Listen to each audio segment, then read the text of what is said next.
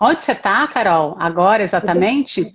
Eu estou em Pirinópolis. E nesse exato momento eu estou tipo num escritorinho nesse lugar onde eu aluguei um flat. E aí aqui tem a melhor internet do condomínio, que é uma por fibra ótica. Então a gente estou contando que não vai cair a nossa ligação. Não, sim, fé, fé. Chave de fé. Não vai cair. É, tá ótima a internet. Para quem não sabe, Pirinópolis é aonde no Brasil? Onde Fica em você Goiás. está? Eu fico em Goiás. Goiás. Uau, você está em Goiás. Mas na verdade você está temporariamente no Brasil, né, Carol? Gente, a gente está É, num conversar aqui enquanto as pessoas estão chegando e daqui a pouco a gente começa a real oficial. Então sejam bem-vindos e bem-vindas quem for chegando. Estou aqui no bem-vindo. tricozinho com a Carol. Então, Você me fala. eu já estaria em São Francisco. E a Fernanda, Hum, eu teria voltado. Eu vim para Pirinópolis fazer uma residência artística com a Juliana Russo. E eu teria voltado para São Paulo dia 21 de março. E eu teria ido para tá. São Francisco dia 7 de abril. Então, Uau. Que é por onde você enquanto, mora. Com... que eu estou morando é a Cíntia. Hum, E por enquanto o que eu sei é que eu estou aqui até o dia 9 de maio. É tudo que eu sei agora do meu futuro.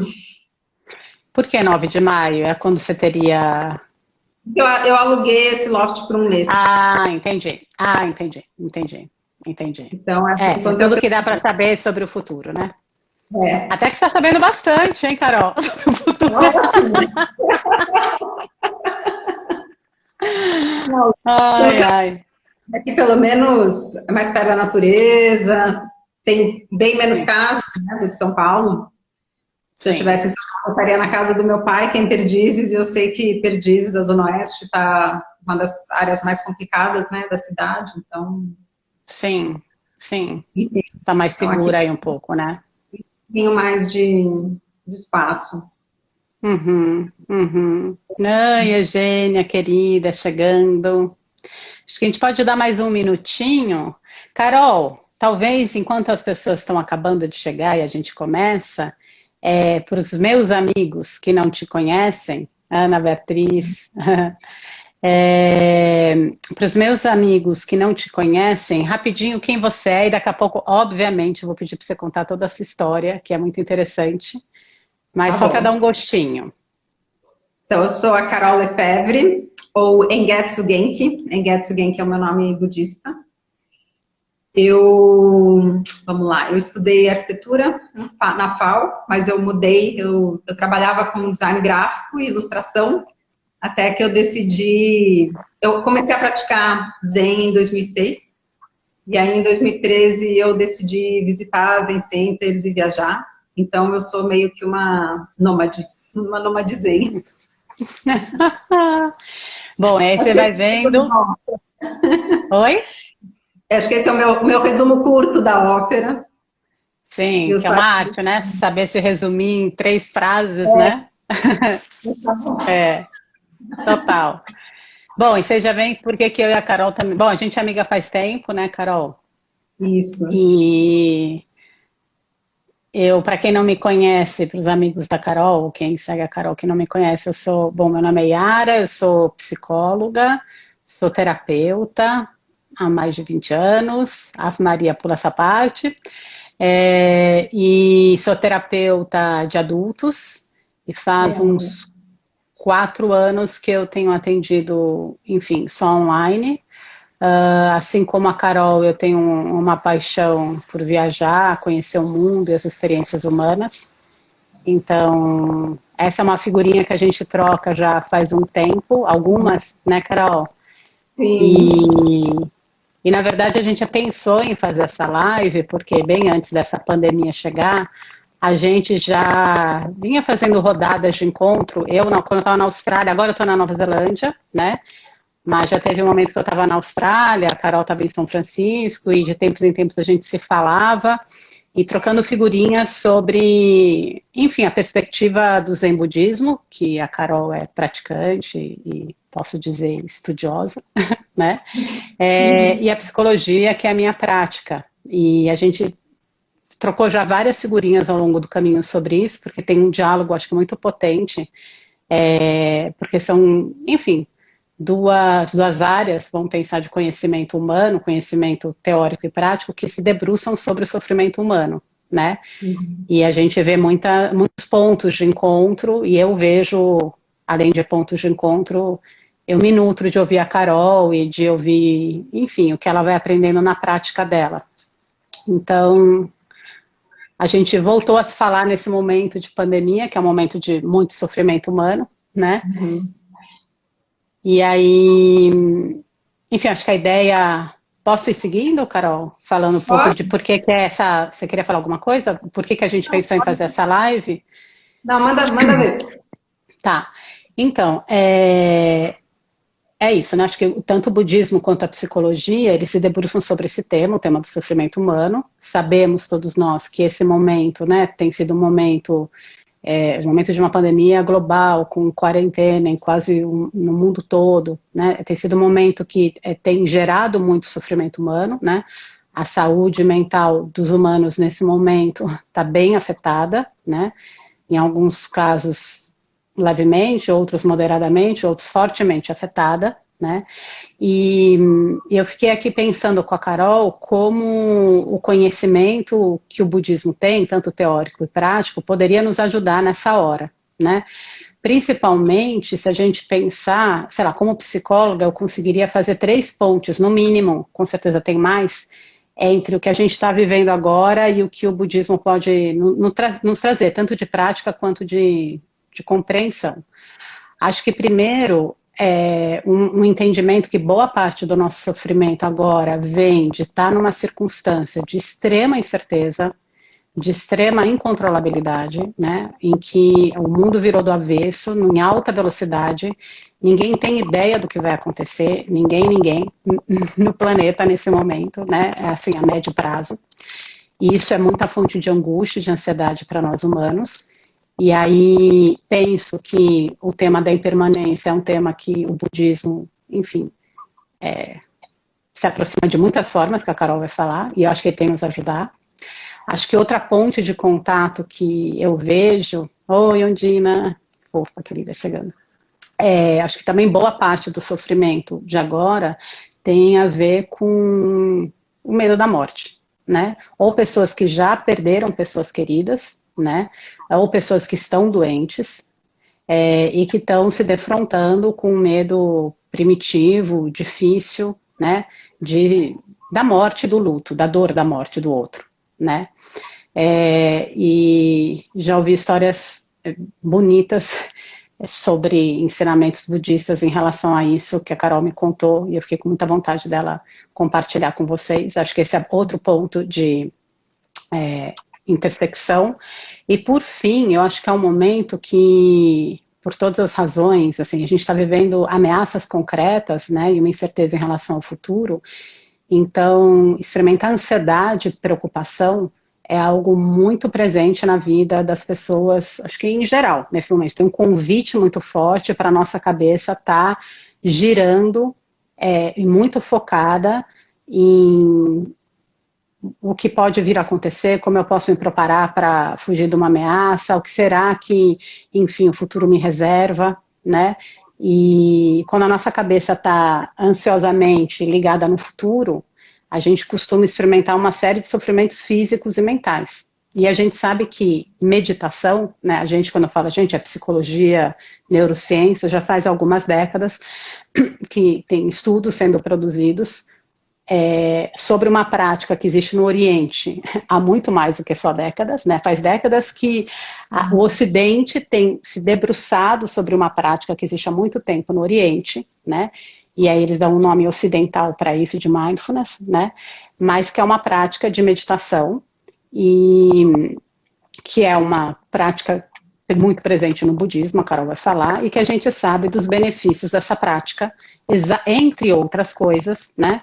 Para reduzir a ansiedade, reduzir estresse, regular a pressão, melhorar sono, né? Então, eu no mínimo esquadrinhei esses 3 pontos de intersecção e conversa entre o momento atual e o que o budismo como prática e como, acho que entendimento do mundo, da realidade, do universo tem a nos trazer. E por fim, só uma curiosidade, para quem não sabe, muitas das terapias, terapias comportamentais contemporâneas, que são terapias que eu pratico, e colegas meus também, né, que nos influenciam, os fundadores criaram essas terapias, ou avançaram, modularam, refinaram, depois de terem tido experiências, eles, de sofrimento e de experiências em retiros budistas, né? Então, a terapia de aceitação e compromisso, com a qual eu trabalho, o Stephen Hayes é um fundador, ele sofre de ansiedade e crise de pânico, e ele passou um tempo, depois de muito tempo fazendo terapia, ele passou um tempo num retiro, viveu experiências lá, sentiu um benefício, depois passou muito tempo tentando entender do ponto de vista da psicologia o que aconteceu lá e como ele poderia implementar essas ferramentas dentro de uma terapia. A DBT é a mesma coisa que é uma outra terapia. Então, enfim, só para dizer que quem trabalha nessa área talvez não saiba, mas muitas das ferramentas que a gente utiliza veio do encontro com a prática, enfim, que a Carol vai contar um pouco pra gente. Pronto, acabei de falar, agora eu vou só ouvidos. Carol, como você chegou no budismo? Conta melhor, assim, como foi essa história? Então, você era acabei arquiteta? de ver. Pois é, acabei de ver a Mari, minha amiga, ela entrou, ela tá aí me assistindo, ela foi a responsável, ela me convidou, ela falou assim, Carol, vamos fazer um retiro bem yoga. E ela morrendo de preocupação que eu não ia gostar daquele papo de monja. Porque, para quem não me conhece, eu venho de uma família ateia, minha mãe é de origem judaica, meu pai é de origem católica, mas, tipo, nunca tive, ó, a Mari aí. Não religiosa, não era uma coisa que eu estava assim, numa busca. Eu fui nesse retiro de Zen Yoga com a monja Coen, num lugar que existia lá em São Carlos, que chamava Jatobá, que era um lugar muito especial. E aí foi um encontro, foi uma coisa assim, acho que além de... Acho que eu consigo explicar e não consigo explicar. Eu só sei que foi um retiro muito transformador e muito... Como que eu senti que tudo que eu já meio que acreditava, ou como que intuitivamente era o que eu acreditava da vida, ou do que... Não sei nem se dizer se era de uma coisa espiritual, mas enfim, a minha crença, digamos, ela estava ali e ela existia. Então, tanto com os ensinamentos, né, da monja, quanto com a meditação, assim, eu lembro que foi uma experiência muito forte de fazer zazen pela primeira vez. Eu lembro, assim, de ter essa percepção das cores mais intensas, de ouvir os sons com mais atenção. Então, foi uma experiência que, assim, que basicamente depois desse retiro, que foi em 2006, eu nunca mais parei. Se eu tivesse que fazer uma explicação curta, é essa. Eu fui nesse retiro de Zen Yoga e pronto. Sim, mas esse é o começo da história. E aí, então, depois desse retiro, eu comecei a frequentar o Zendô Brasil, né? Que é o templo onde a monja é a abadesa. Ela mora lá e pratica lá. Aí eu fui monitora do Zazen para principiantes. Eu lá recebi, mesmo? Lá no Zendô. Eu recebi, inclusive, o meu nome em Getsu. Tem uma cerimônia quando você, digamos, recebe, faz um compromisso de viver segundo os preceitos budistas. Então, em Getsu foi a monja Coen que me deu. E eu, enfim, continuei... O que significa? Tem algum significado? Sim. Getsu é lua e En é redonda ou completa. E tem o sentido, do mesmo jeito que a lua reflete a luz do sol, seria de refletir os ensinamentos de Buda, né? Então vamos... Tá aqui para isso, Carol. Tá aqui para refletir. Reflita na gente aqui, manda. Entendeu, né? E aí, E aí, em 2013, eu não sei quantas pessoas, bom, todo mundo aqui conhece a Monja, mas quantas pessoas já ouviram ela contando da experiência dela no Zen Center de Los Angeles, onde ela começou a praticar. E eu tinha muita curiosidade, porque apesar da minha vida ter se organizado para eu estar praticando já faz um tempo, eu não sou monja, né? Eu sou leiga. Então, Engetsu é um nome de preceitos leigos. E eu tive uma segunda cerimônia em São Francisco, eu chego lá ainda. E aí eu tenho um segundo nome que é Genki. Mas são duas cerimônias leigas. Então, eu não me tornei monja, mas eu tenho um compromisso de prática muito forte. E eu tinha essa curiosidade do que era essa vida dos Zen Centers, o que era o Zen Center, que a monja falava muito, e eu ficava assim, nossa. E aí, em 2013, eu fui, então, para os Estados Unidos viajar e visitar os Zen Centers. E eu tenho um jeito meio resumido de contar o que é o Zen Center. Eu falo que ele é um casamento do Zen tradicional com aquela coisa meio... Assim, no começo, porra louca, hoje em dia nem tanto, mas, assim, a contracultura americana que tem, né? Eles têm uma coisa de fazer as coisas acontecerem, enfim, né? Essa coisa, esse modo de se organizarem, enfim. Então, casou o Zen tradicional. Tiveram alguns professores que foram do Japão para os Estados Unidos e fundaram esses Zen Centers, que são lugares... Tem pessoas que são monjas e pessoas que são leigas, mas os leigos têm uma possibilidade de prática que no Japão, por exemplo, não teria. Eu conheci uma japonesa num dos Zen Centers, que ela tinha exatamente saído do Japão para conhecer o Zen americano, e ela falou que para fazer sesshin, ou para praticar com mais intensidade no Japão, ela teria que se tornar monja. Ah, entendi. E nos Estados Unidos tem essa possibilidade de você, mesmo sendo leigo, desempenhar uma série de funções. Ah, que interessante. Me encantei. Então, eu dessa primeira viagem, depois eu retornei e passei, morei em São Francisco, porque enfim, tiveram dois professores principais. Um é o mais, tem outros, mas digamos, tem dois que foram bem centrais. Um é o Maizumi Roshi, que foi o professor da Monja Coen, que fundou o Zen Center de Los Angeles, e tem o Suzuki Roshi, que é o autor do livro que chama Mente Zen, Mente de Principiante. E ele fundou o Zen Center de São Francisco. E eu me conectei muito com o pessoal de São Francisco. Então, eu voltei, depois eu morei lá por 10 meses. Aí depois eu saí, viajei, e tem essa parte viajante. Aí eu viajei, passei um tempo no Brasil, aí eu fui tem um Zen Center ligado ao Zen Center de São Francisco, mas que é mais como um mosteiro mesmo, que chama Tassajara. E aí eu passei 2 anos lá, e depois enfim, vim para o Brasil por um tempinho e fui de novo para o Zen Center de São Francisco, onde eu estava e onde eu estaria de volta, onde eu desempenhei uma função que chama Ino. Ino é o nome japonês, que eu tinha a função de organizar os retiros, treinar as pessoas, enfim, era uma função muito... É uma função que, por exemplo, no Japão seria só para quem é monge, mas que no Zen Center era uma coisa que eu pude fazer. Enfim, que eu me sinto bem, assim, honrada de ter feito. Meio que essa...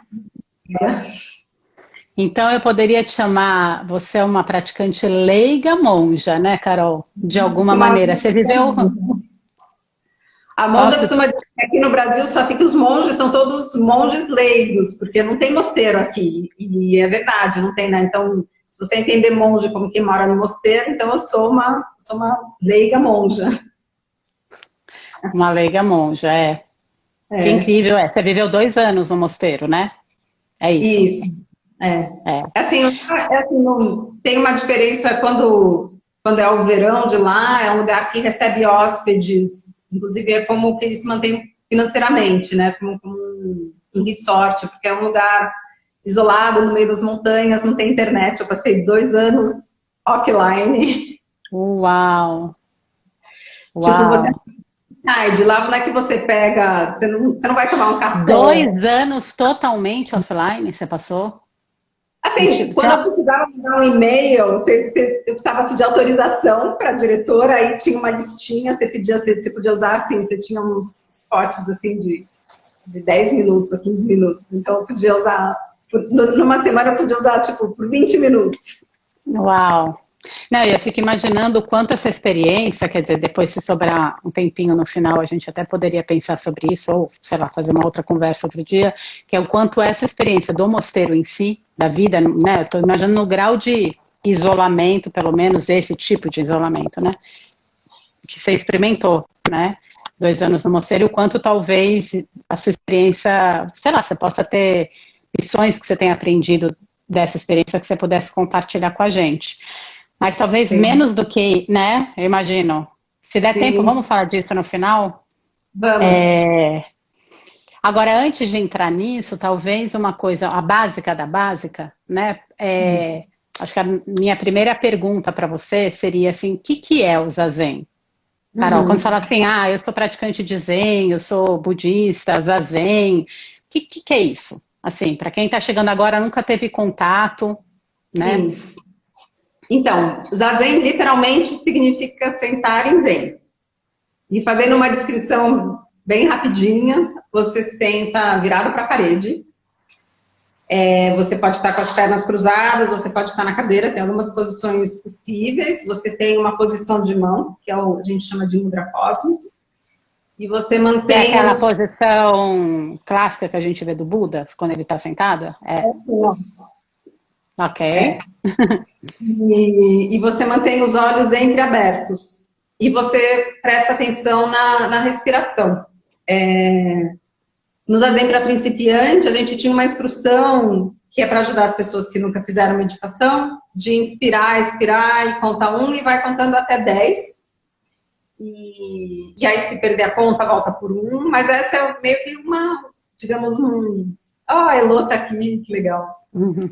Então, é meio que é só uma maneira de manter esse foco na respiração, não é uma coisa necessária, assim, do Zazen. Ele ajuda, meio que um instrumento. Um artifício para quem está começando, um apoio para sustentar a atenção num foco que é a respiração, né? Na É isso? verdade, a gente ocidental é bem difícil você só, digamos, não pensar ou só respirar, então ele ajuda. E às vezes, mesmo para quem já está praticando faz tempo, às vezes você está numa fase muito tumultuada, ajuda. Ou inclusive, tem uma história do Suzuki Roshi, que assim, em Los Angeles, então eu chego lá, que eu pratico a escola que chama Sotoshu, que é o Zen, que é mais só o Zazen. E tem uma outra escola de Zen, que é a Rinzai, que eles usam os que se chamam koans, que são histórias Zens, que quebram com a mente mais cartesiana, digamos, que te ajudam Uhum. no processo de iluminação. E em Los Angeles eles faziam esse tipo, é um misto. Mas eu sei que, agora eu já não lembro se foi o Suzuki Roshi ou mais o Miroshi, mas enfim, eu sei que teve uma história de um dos mestres que chegou uma hora e falou, gente, é o seguinte, vocês acham que vocês vão ficar estudando Koan? Não, vai estar todo mundo aqui, vai praticar, contar até 10. Assim, de que na verdade não é que tem também uma que é melhor que a outra, né? São só, assim, maneiras de você, enfim, acessar esse lugar de presença, né? De você estar presente no seu corpo, de você observar o que está acontecendo. Então, assim, o Zazen, ele é essa prática que você, né, não, diferente de outras meditações, não tem visualização, não tem mantra, inclusive tem essa coisa do olho entreaberto, porque você não vai para uma outra realidade, né? Você está presente no que está acontecendo. E aí você está presente tanto para o que está acontecendo internamente quanto externamente. Então você observa se de repente se a sua perna está doendo, ou se você está tendo muitos pensamentos, você observa e sempre retorna para respiração. Então, Uhum. tem isso de que é realmente essa presença com o que está acontecendo. Uhum. E então, a Sotoshu, que é a escola que eu pratico, que é tanto a Monja Coen quanto o Zen Center de São Francisco fazem parte dessa escola, teve origem no Japão, no século XIII, com um mestre que se chama Dogen Zenji Sama. E o mestre Dogen, ele era muito crítico de como o budismo estava naquela época, porque tinha muita, enfim, tinha tanto uma parte meio de politicagem, quanto uma coisa de que a prática era mais ficar estudando, ficar lendo sutras, enfim. E ele dizia que a gente tinha que fazer o que Buda fez, que é o Zazen. Então, o enfoque da Sotosho, do Zen, é Sentai Zazen. Ele é o cerne da prática. E tudo, outras coisas, é como se fosse o Zazen, enfim, quando você tem trabalho, que trabalho faz parte da prática, você traz o Zazen para o seu trabalho. Mesmo a cerimônia, você traz o seu Zazen para, enfim, se você vai tocar um instrumento, enfim, tem diversas, não sei quantas pessoas já viram uma cerimônia Zen, mas tem instrumentos, tem uma pessoa que introduz o sutra, e aí a prática é você trazer o Zazen para tudo isso que você está fazendo. E trazer o Zazen é esse estado de observação para o que está dentro e para o que está fora naquele momento. É isso. Trazer essa atenção plena, que a gente pode chamar. E você falou de um jeito muito legal, eu acho que, bom, o que é Zazen? Zazen é o que Buda fez, né? Sim. Quem foi Buda, Carol? E por que ele fez isso? Buda foi um príncipe que viveu, acho que é 2.500 anos atrás, se eu não me engano. E ele tinha essa questão... 2.500 anos atrás. Isso. Eu acho que a gente está... Um pouquinho mais, eu acho. Não me lembro agora exatamente que ano... A gente fala de números, né? Muitas vezes, ou estatística, ou números no tempo, e a gente, às vezes, não se conecta com o que isso quer dizer, né? Então, a gente está falando de uma pessoa que viveu... Gente, 2.500 ou mais anos atrás, e que teve uma experiência que a Carol vai contar. Bom, sei lá. É interessante pensar como tem um conhecimento que é de muito tempo, é isso que eu quero dizer, né? E que hoje a gente se debruça, e a ciência ocidental vai e usa os seus métodos para investigar e parará. Enfim, nem vou entrar numa viagem aqui, mas me dá uma vontade, né, de como a gente às vezes entra numa viagem muito egocêntrica mesmo, o Ocidente, o momento atual, né, como se não tivesse um conhecimento muito rico e acumulado, né, em outras culturas muito diferentes da nossa, em um tempo muito antigo, né? Sim. Enfim, é só talvez um exercício de humildade da nossa parte que eu estou convidando agora, né? Então, e Buda, ele tinha essa questão que ele queria descobrir o que era o sofrimento humano e como sair desse sofrimento, né? Tem uma história que ele viveu muito protegido, né? Tinha uma história já de quando ele nasceu, que meio ele, digamos, que já tinham visto que ele tinha um potencial de ser um grande líder espiritual. Ele podia ou ser um grande líder espiritual ou ser um líder político, meio que tinha isso que, quando ele nasceu, foi um vidente lá, ele falou isso pro pai dele. E aí ele foi criado dentro do castelo, assim, porque queriam evitar que isso acontecesse. Mas ele tem uma história de que ele conseguiu meio que algumas vezes escapar, ou quando ele estava, enfim, que ele ia para a cidade, que ele se deparou com uma pessoa doente, com uma pessoa idosa. Ele viu uma pessoa que morreu, que estava carregando o corpo, e ele viu um monge. E aí, com essas imagens, ele sentiu que ele tinha que, enfim, que sair e ir em busca de descobrir as causas do sofrimento.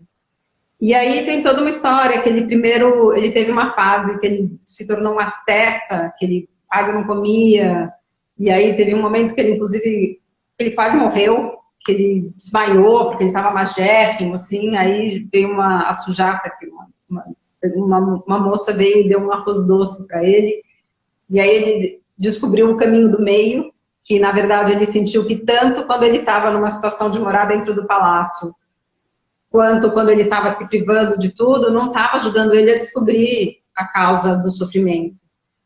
E aí, depois desse momento, então, enfim, ele já estava, né, já tinha feito muitas práticas, ele se senta em meditação e ele tem esse momento de iluminação. que ele diz que tem uma frase bonita de Stolece Ilumina, que ele diz que eu, a grande terra e todos os seres simultaneamente nos tornamos o caminho iluminado. Que eu entendo muito como essa percepção da interconexão, né? Da interconexão e também da impermanência. Então, tem esse momento de realização e que depois, então, ele se dedica a ensinar as pessoas. Ele se ilumina e aí ele passa o resto da vida passando esse ensinamento às pessoas, né? Uhum. E aí, você diria que as descobertas dele em relação ao sofrimento humano, quer dizer, o que ele percebeu, que você está contando agora, quer dizer, a questão da interconexão e da impermanência, né, que ele percebeu, alguém está pedindo para você repetir a frase, por favor. Ele percebeu, você diria assim, a relação entre esses aspectos da realidade, né, e o sofrimento humano?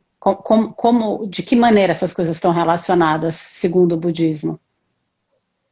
Então, deixa eu repetir a frase primeiro. Tá. Eu, a grande terra e todos os seres, simultaneamente, nos tornamos o caminho iluminado. E Iriara repete a pergunta.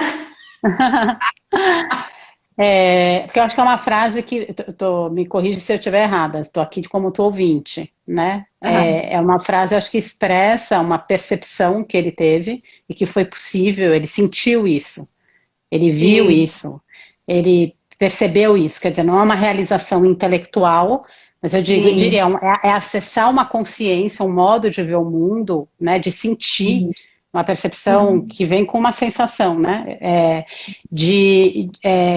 dessa verdade sobre como a realidade é. A realidade, estamos todos interconectados. Eu, todos os seres, toda a Terra, a gente pode não ver isso, a gente pode não acessar isso, né?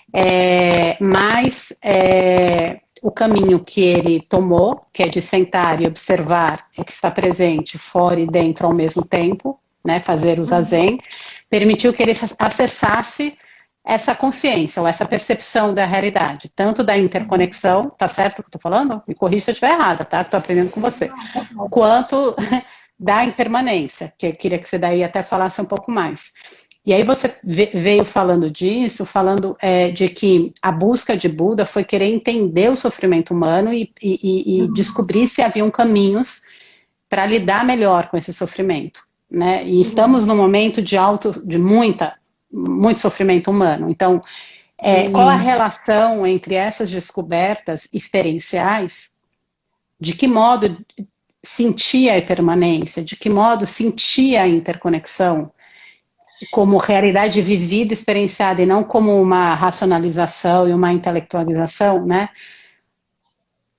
Está relacionado com aliviar sofrimento humano? Acho que essa é a minha pergunta. Acho que essas são as descobertas e as lições de Buda, né? Essa relação, né? Eu não vou me aprofundar tanto, mas ele tem uma coisa que é o caminho de são 4 aspectos, que assim, o sofrimento existe, o sofrimento existe, ele é real, e o sofrimento pode cessar, e o caminho do sofrimento, eu estou esquecendo alguma, às vezes me confundo, mas enfim, o caminho de você superar esse sofrimento, e aí tem um caminho de 8 aspectos, mas que eu não vou entrar tanto por esse lado, acho que eu vou focar na coisa da impermanência. Aí eu não sei se eu estou dando um pulo muito grande, você me ajuda, Yara, se eu tiver. Não, mas super... Sim, vamos lá. Pode dar o pulo que eu acho que faz sentido. Na verdade, eu vou dar uma pulada de Buda, vou juntar com o mestre Dogen, que ele fala que quando tudo é impermanente, a única coisa que você pode contar, A única coisa permanente é a própria impermanência. E aí eu acho que no momento, até como que a gente está vivendo, eu acho que você conseguir se conectar com isso é, digamos, útil. Serve, assim, porque que nem se você for todo dia ler, que nem isso, a gente vai ficar em quarentena até 2022. O que adianta essa informação agora? Essa, digamos, os pesquisadores agora estão fazendo o que é possível e fazem essa, digamos, previsão. Mas não amanhã pode ser que tenha uma outra coisa. A gente, na verdade, não sabe exatamente o que o que a gente está vivendo agora também não é fixo. Sim. Dá essa sensação, tipo, estamos em casa, que coisa, enfim, mas isso também vai passar. Do mesmo jeito que tem um dia bom, um dia que é ruim, passa. E tem vou dar um exemplo, tem uma professora lá do Zen Center de São Francisco, ela é uma professora leiga também, assim, e ela sofreu um acidente na Golden Gate Bridge que basicamente o corpo dela, tipo, todos os ossos do corpo dela quebraram. Ela primeiro passou por um coma, depois, quando ela saiu do coma, ela é ainda uma médica, ela até conseguiu depois voltar a trabalhar, mas ela foi uma pessoa muito ativa no começo de São Francisco, com coisa dos pacientes de HIV, enfim. Ela era uma pessoa super ativa, que de repente estava de cama e que precisava de que alguém ajudasse ela a comer. E tem um filme, depois no final a gente pode colocar a referência, que é um documentário sobre a vida dela, sobre esse processo de recuperação. E ela fala que às vezes era uma coisa que mantinha ela... enfim, era a crença na impermanência, ou a lembrança da impermanência que fazia com que ela conseguisse seguir. Que dava força, né? Que dava força para seguir quando tudo estava muito ruim, né? Sim, e é importante. E aí uma questão que todo mundo fala, que todo mundo acha, você começa a praticar, fica todo mundo elevado, né? Aquela coisa assim, tranquila. Não sofre mais, nem pega nada, né? Não, você vê o filme, tipo, tem horas que ela tá assim, tipo, mal, entendeu? Não é que tá lá, assim, calminha. Então, não é uma frase, essa coisa da impermanência, assim, tipo, então, a impermanência, é isso. Não, assim, é foda, é dia que tá foda, entendeu? Agora, o que é conseguir observar esse sentimento e continuar a seguir, sabe? Até nomear o sentimento, observar e seguir, né? Não deixar com que essa energia ou enfim, esse momento de raiva que te derrube, né? E eu acho que essa se conectar com a impermanência dessa maneira pode ser uma alternativa a essa sensação de angústia da falta de controle, porque não tem controle, né? Exato. Isso, assim. Ali em São Francisco, tipo, eu tô em Pirinópolis. Tipo. Total. E é interessante que eu estava pensando aqui, né, Carol? Primeiro, né, acho que nunca teve tão palpável para todos nós, né, assim, a impermanência, ela está muito palpável, parece que estão fazendo um experimento para que quem ainda não tinha conseguido visualizar a impermanência da vida, a falta de controle que a gente tem, né, tem uma frase do John Lennon que eu adoro, que é: a vida é o que acontece enquanto a gente está ocupado fazendo planos. Sim, né? Total. E é isso, né? Bom, quem ainda não tinha se conectado com isso, assim, tá muito palpável, muito concreto, né? E aí, ao mesmo tempo, eu fico pensando que a experiência de meditação e de zazen, né, em que você aprende a observar a impermanência, né? Então, sua perna está doendo, daí você observa a sua perna doendo e você deixa a sua perna doer, e aí você observa essa sensação e você coloca a sua observação dentro dessa sensação, e aí você só espera e observa, você não faz nada com ela, você só observa, e você vê ela mudar. E você vê que ela parou dali ou que ela foi para outro lugar. A mesma coisa com uma sensação, uma emoção no corpo, a mesma coisa com o pensamento. O meu ponto que eu estou querendo dizer é que a gente pode praticar, eu acho que esse é o grande trunfo da meditação, não vão ser essas palavras que a gente está dizendo agora, esse é o meu ponto. Repouse na impermanência, observe a impermanência, se ancore na impermanência, que traz essa habilidade e essa força para a hora de um momento ruim, de colapso, de crise, de dor, né? Ok, essas ideias talvez ajudem, mas mais do que a ideia, eu acho que uma prática contínua de observação e contato com a impermanência é que faz a diferença, né? E que você pode fazer sentado, em zazen, mas você pode fazer lavando louça, você pode fazer varrendo a sua casa, você pode tentar ir trazendo para a vida essa observação concreta, né? E eu acho que essa experiência vivida vai virando a verdade vivida, ela é muito mais poderosa do que a verdade falada, intelectualizada, não é? É outra chave de entendimento sobre a realidade, não é? Então, enfim, acho que era só ia juntar uma coisa com a outra, né? Quer dizer, a prática faz diferença por isso, né? Até tem uma frase acho que é do mestre Dogen, que assim, a prática é a realização. Então, no Zen, você sentar em Zazen já é a experiência iluminada, né? Que você sente Zazen e aí você espera um momento em que alguma coisa vá acontecer. Fazer o Zazen já te traz já te coloca nessa percepção. E aí, as pessoas ficam às vezes, estou fazendo Zazen certo, errado, mas nessa observação, né, nessa percepção disso, de tipo, tá, a perna doeu, parou de doer, que você vai percebendo a impermanência e percebendo também essa relação com tudo que existe. Né?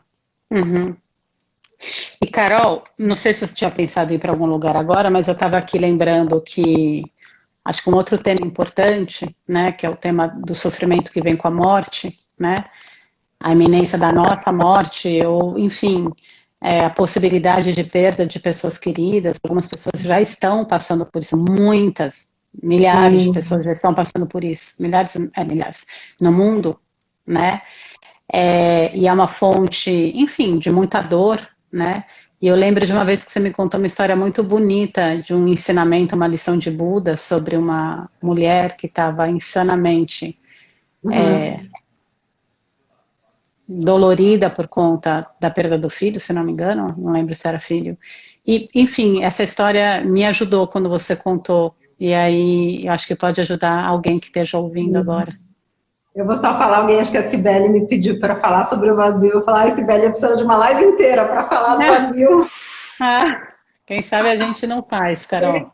Para te ouvir. Eu também quero saber sobre o vazio. Eu volto para te ouvir falar sobre o vazio. Então, essa história é uma das primeiras discípulas de Buda, Kisagotami, que ela chamava.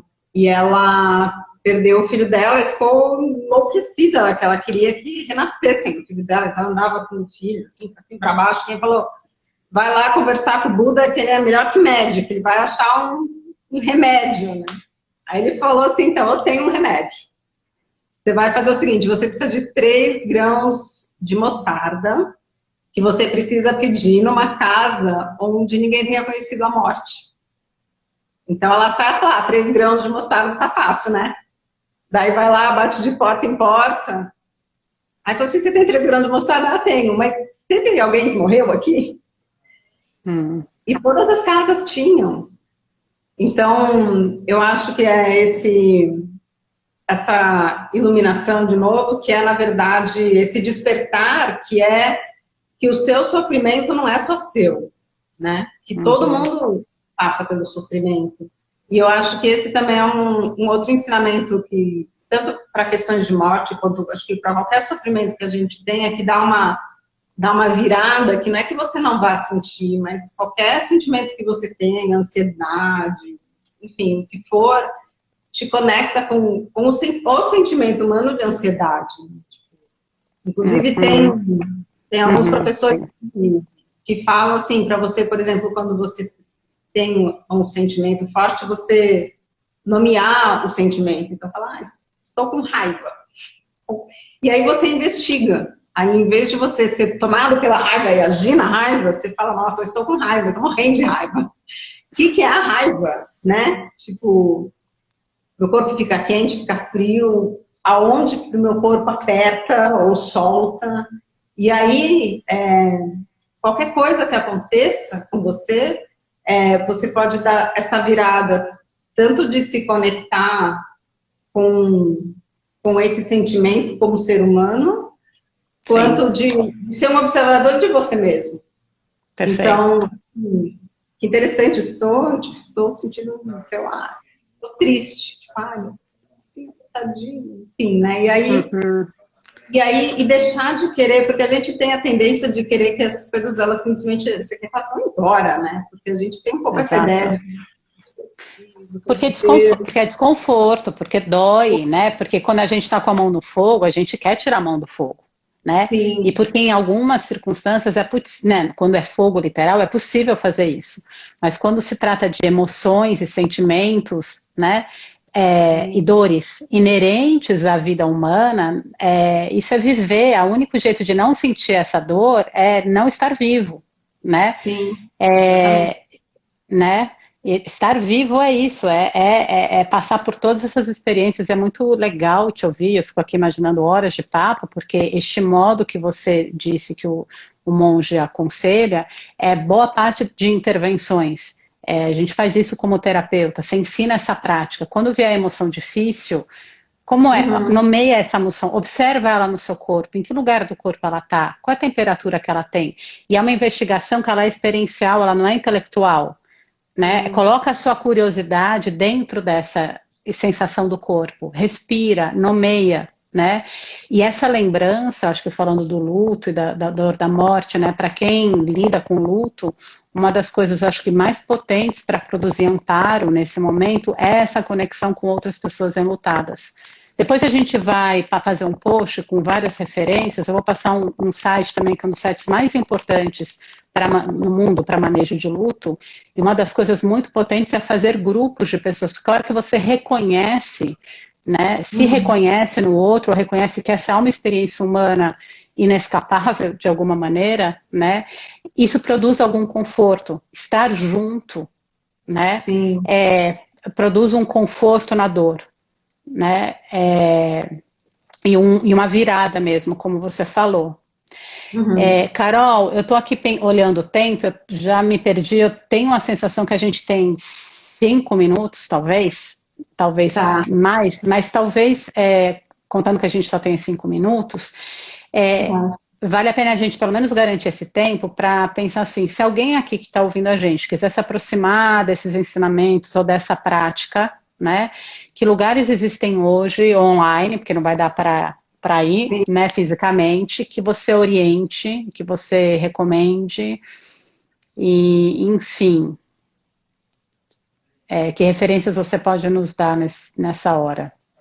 Sim, então, o site do Zendô Brasil, eu sei que os horários de Zazen para principiante, acho que todas as atividades eles estão fazendo live stream, mas tem o horário de Zazen para principiante, que é domingo, agora eu não tenho certeza se é às 11 ou 11h30, e tem sábado à tarde, tem que checar lá. Que é lá o lugar da Monja Coen, né? A escola, o lugar que ela vive, é isso. Especial, isso, tem um especial de Zazen também que ela lançou essa semana. Tem uma discípula dela, que é a Monja Warro, que tem a sala Terigato, que eles têm feito Zazen todos os dias às 7h. E eu tô querendo, quem quiser, eu tô querendo começar a fazer Zazen de manhã, porque eu acho que não tem ninguém ainda fazendo Zazen de manhã. Então, eu vou fazer acho que 2 vezes por semana, não sei se é 7. Então, até quem estiver assistindo e tiver interesse, me manda mensagem. Porque eu vou, inclusive, eu vou fazer um retiro Zen online semana que vem, começando no domingo. Então, O a que é isso? semana que Retiro Zen Online. Dá para entrar? Quem está te ouvindo aqui vem. pode fazer isso? Então, esse é num Zen Center. Eu não sei se ainda dá para se inscrever. Tá. Talvez aí melhor para quem já tenha feito algum retiro, algum seja que vocês. Ah, tá. Tá. Então, a gente tem a sala de zazen online, e, enfim, então eu vou passar uma semana meio. Não vai dar para ser completamente offline, porque eu vou estar conectada com eles, mas eu vou estar a semana que vem meio offline tirando isso. Mas Tá. aí, na outra semana, eu quero já começar. Então, quem tiver interesse, me escreve. As pessoas que fizeram perguntas, se quiser me mandar perguntas, eu prometo escrever também. Assim, se for durante a Sim. semana, eu vou responder depois. Pode ser que demore um pouquinho para eu responder, mas eu prometo que eu respondo. E te contata por esse Entre Zen, por essa conta do Instagram, pode te mandar um direct. Pode mandar um direct. E então, Tá.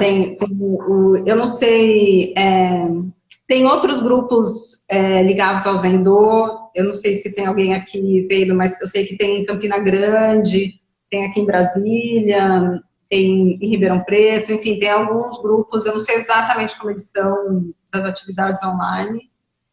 Uhum. É isso, Uhum. tem. Para quem já faz a Zen, o Zen Center de São Francisco tem aqui tem um horário que é meio que às 10 da manhã, e depois, enfim, aí para quem já tá mais, já sabe fazer zazen, essa é uma opção também. Eles têm 2 períodos de meia hora.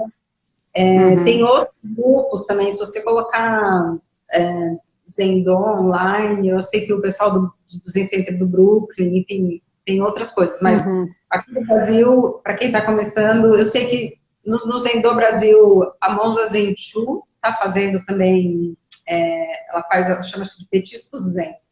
Se eu não me engano, acho que é às 5 da tarde. Depois a gente faz um post certinho. Boa.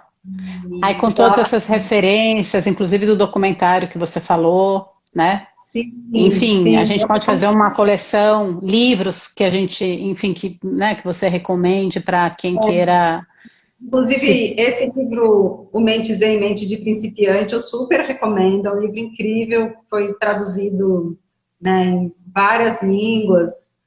Muitas pessoas Uhum, entram uhum, no uhum, Zen desse livro. Enfim, vale a pena ler.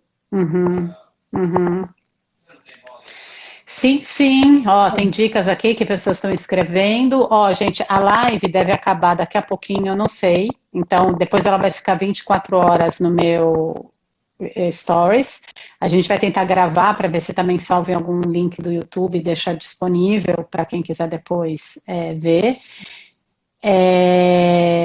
Eu fala, querida. Tô vendo o que você está querendo falar. Porque é claro, né? Também seguir a Monja Coen sempre é bom. E ela tá com esse especial de Zazen. Então procura lá enfim, acho que na página dela. Eu vi que ela tá fazendo um especial de Zazen. Uhum, Vale a uhum. pena. Também é muito bom ouvir ela, mas é melhor ainda ouvir ela e fazer Zazen. Eu Sim, recomendo. sim, super. Então avisa a gente quando você definir que dias, horários. Eu também divulgo aqui para as pessoas, né?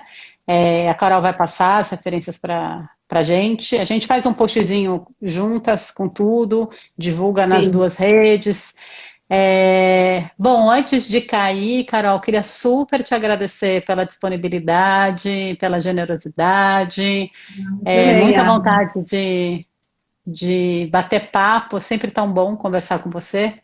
E quem sabe a gente faz outras se as pessoas quiserem. Eu acho que esse tema do vazio, ele é um tema importante. Acho que tem tanta figurinha que a gente poderia trocar, né? Enfim, que a gente já troca. Vontade de ficar horas conversando. Não, eu vou contar um pouquinho, porque o nosso processo foi engraçado. Porque você está há quantas horas? Você está no sábado de manhã ainda ou já é hora do Eu almoço? tô, eu tô no sábado de 11 da manhã, de 2020 ainda, parece, não sei. Tá tudo tão rápido? Eu mandei uma mensagem, Yara, vamos fazer uma live junto? Aí você me respondeu. Me mandava 3 dias depois, né? Exato, exato. Mas eu realmente acho, né? Eu realmente acho que tem muita, enfim, muita ferramenta mesmo. Eu acho que de ajuda, de entendimento, e eu acho que a prática é fundamental, né?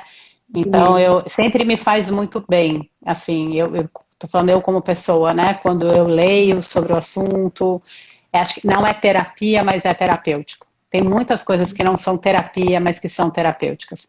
Ler para mim sobre o budismo, praticar, é muito terapêutico. E é óbvio que na hora que eu estou fazendo, eu não estou pensando sobre isso, mas depois eu fico aqui fazendo 1000 relações e faz muito sentido para mim, né?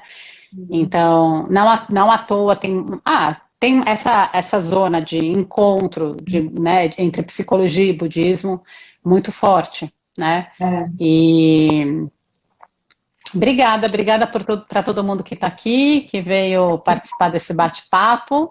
muito Que bom. todos fiquem bem, se cuidem, se amparem, né? Estejamos todos mais interconectados do que nunca, né? Sim, Praticando solidariedade, autocuidado, cuidado ao outro, né? Eu acho que precisamos disso, né? é. Antes que caia, você tem alguma palavra, Carol? Porque assim, a qualquer Ah, momento pode cair. Então, acho que eu tenho uma coisa bem rapidinha que assim, vai. tipo, começa a fazer zazen, faz 5 minutinhos, não precisa fazer meia hora. Tenta fazer um pouquinho cada dia. Um minutinho. Faz 1 minutinho. Faz assim, para, senta, respira 1 minuto. Acabou. Boa, Depois faz boa, 2. Sabe? Não precisa, às vezes, boa. a gente jogando para frente porque você acha que tem que acontecer aquele dia ideal, que você vai sentar aqui uns 40 minutos, vai se iluminar, vai virar Buda. Não, é de pouquinho. Tá, Né? Eu acho que boa, essa ótima. final, assim, né? Ver o que cabe, né? O que cabe Uhum, agora e faz o que dá. sim, sempre, né? Muito bom, Sempre. querida. Vai Muito terminar em bom. 30 segundos. O Instagram acaba de nos dizer. Um beijo, meus queridos, queridas Então, todos. gato. Obrigada, Carol. Obrigadão, Yara. Até. Até.